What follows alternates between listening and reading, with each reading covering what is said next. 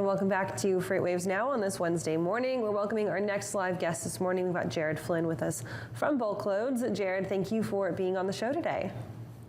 Yeah, thanks for having me, guys. Let's kind of get into the bulk commodities market. I know we're going to focus a little bit on ag and farming, kind of specific for today, but let's talk just kind of general bulk commodities right now. What does the state of the market look like in the threats of this freight slowdown? It's been very fast moving over the past 6 months. We've seen, double-digit gains in all commodities, but specifically grain and all grain products. So with these increased prices, we've seen massive farmer sell-offs, which has just led to supply chain constrictions, a lot of high demand in trucking. And Jared, as you continue to see this shift, was there any telltale signs that really kind of started this or preceded this, or did it just kind of seem a little bit sudden or altogether? I would say a little bit was a writing on the wall. I was on your all's news, I think it was last year, but we saw at that time there was this massive buying, especially in China and some of these countries. And when we saw this massive buying, it triggered a lot of farmers selling here in the United States, and not just farmer, but any commodities. So a lot of these commodities are all relative to each other, whether it's grain, whether it's your metals and so forth. But when we saw this massive buying and selling here, we knew that was going to trigger a lot of movement here on the interior. Jared, we've read a couple stories here at FreightWaves talking about kind of the frustration with grain shippers and really any other commodity shippers about kind of rail capacity right now. And you've got a lot of grain shippers that are saying, you know what, I'm just not going to push my stuff out on the rails because it's sitting in rail yards and it's not moving, and my customers are saying, I can't get this from you. Can you talk a little bit about the struggles with rail capacity when it comes to what the grain shippers are seeing and how they're navigating away from those struggles?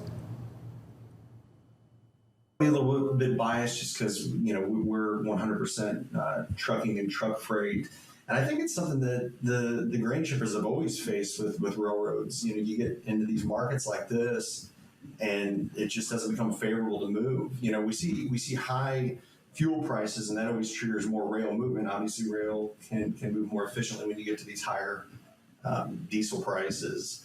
But the service has always been poor. It's never changed. And then especially you get higher markets like this, it becomes that worse. So a lot of these big grain shippers, or I would even say medium to small size shippers, they can't use rail as a reliable source.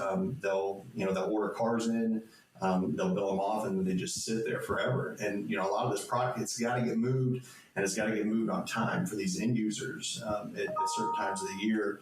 So I think it's been a big problem for them to face that. But all of our, especially in the grain shipping industry, where a lot of these shippers, they look at whatever modes they can. They want the most affordable and most efficient. And I think it's been a combination of rail, but then also truck. So it's just been a huge frustration. Obviously, we've seen it in all sectors, but we're seeing it just as bad in the grain industry. And when we're looking at the different sizes of the companies throughout the industry, are they feeling it the same way, or is it hitting some of the smaller operations a little bit bigger than the larger operations? I would say, obviously, the smaller operations that don't have the pricing power that the bigger operations do. There's a big span in the grain industry. You have, people call it the ABCDs, but your big ADM, Bunge, and you can go down the list. Those make up a huge segment. And then you kind of have your mid-size and small size. But yeah, I would say, especially you get into that smaller size, those guys are struggling a lot more than the larger companies. I want to talk about kind of moving into the threat of this freight recession that a lot of folks are talking about right now, and what that means for these small to medium shippers, as we're talking about, but even for those larger companies, as they're trying to get people to continue to buy their goods and find a way that's economical for them to be moved. What should people, companies, farmers be doing ahead of time to prepare before a true recession hits the bulk shipping side of things? Yeah, no, that's an excellent question. One thing that's been interesting in the grain shipping, and especially when you're dealing with truck freight, it's very spot driven, probably more spot driven than even the van, reefer, flatbed sector. A lot of these companies, and just because it's the grain industry you have so many more smaller carriers. You don't have mega fleets in the grain space like you do in the other modes. So with that, you don't see a lot of contract pricing. So it's very challenging for a lot of these companies to kind of forward think about that. We have seen, and I think in other industries, we're seeing more shipping companies now looking at hiring actually company drivers and buying their own assets to make sure that they can complete these deliveries on time. I think that's a big one. But yeah, honestly, I think it's just trying to forward think, trying to reach out to those companies that you've used in the past and just establish these valuable relationships that you can rely on when the demand hits. And Jared, can you dive into that one a little bit more, talking about that relationship aspect? I mean, when we saw this, huge spike up, it seems like, and I know when we're looking at trucking, that really that power really kind of started to go towards the carrier. They could pick and choose really what they want to cover, what was worth their time, what wasn't worth their time. Do you see moving forward that there's going to be a little bit of, having to be a bit of a schmoozer to get back in the good graces as we continue to move forward? Yeah, and just from my experiences, I worked for a big shipping company for years, and I like your word schmoozing, but I think you establish those relationships with the market's the market, and we may see freight rates go up with fuel costs and all that, and it's having that good relationship when that carrier does come to you, that independent truck driver, whoever, and they say, hey, I need more money, or this company over here is soliciting me. I want to do business with you.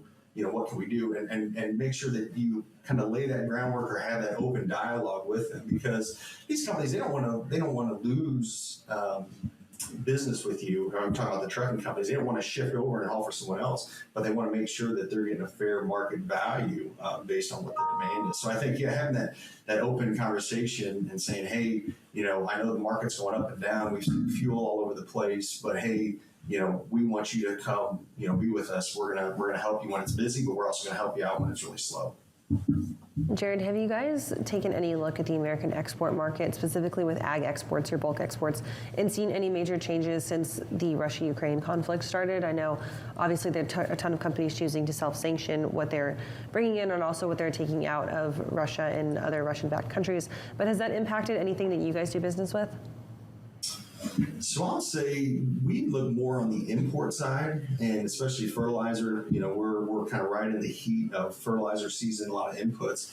What's been interesting, and I just did a podcast on this, the fertilizer industry is sitting good right now. We had supplies already to meet the demands for spring and summer supply. But when we look in the future, especially late summer and early fall applications, there's nothing in the pipeline. And a lot of these big companies, fertilizer companies, which are also big grain companies, are trying to figure out, hey, how are we going to deal with that? One thing that's interesting, a lot of people don't realize, there's been some import issues with fertilizer, but just as equally, if you all remember last year, we had a late freeze that impacted a lot of Texas and Oklahoma. Well, a lot of these plants down there are huge fertilizer manufacturers.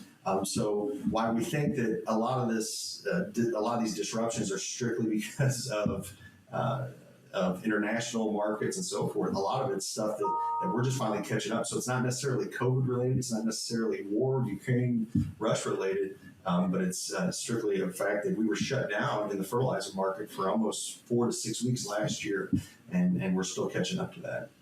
I think that's something that's kind of mind-blowing for folks to think about, is they don't realize that we're still seeing those impacts truly a year later. Jared, thank you for being on with us today. It's great to have you as always. If people want to get in contact with you at Bulk Loads, learn a little bit more, where can they go to do that? Yeah, the easiest way is just look up online. We're a bulk commodity website for all bulk shipping, truckloads. But yeah, bulkloads.com. We have a free link to sign up just to check us out more, and we'd love to speak with you. And you mentioned that podcast also. Where can people go to find that? Yeah, we're in all places where podcasts are streaming. Yeah, just search Bulk Loads. Yeah, we're actually top 5 for trucking podcasts, which we're kind of proud of. So yeah, definitely check that out. We do everything in bulk freight shipping. Awesome, love that. Thank you so much for being with us today. Great to have you as always, and we'll talk to you soon. Cool. Thanks, guys.